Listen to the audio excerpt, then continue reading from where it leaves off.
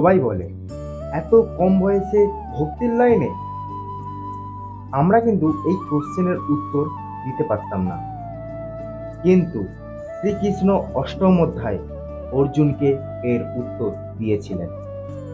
হে অর্জুন, জীবনের শেষ মুহূর্তে যার মনে ঈশ্বর থাকে সে ঈশ্বরকেই পায়, কিন্তু শেষ সময়ে ঈশ্বরকে মনে রাখা খুব কঠিন।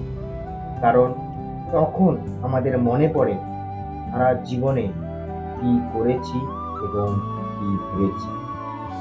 হিংসা, অহংকার, লোভ, অত্যাচার করে শেষ মুহূর্তে এগুলোই মনে পড়ে এবং এই দুর্গতি প্রাপ্ত হয়। কিন্তু যে মানুষ প্রতিদিন ঈশ্বরকে স্মরণ করে তার মন ও আত্মা পবিত্র হয়ে যায়, আর সে আমার ভেতরে সমাহিত হয়ে যায়।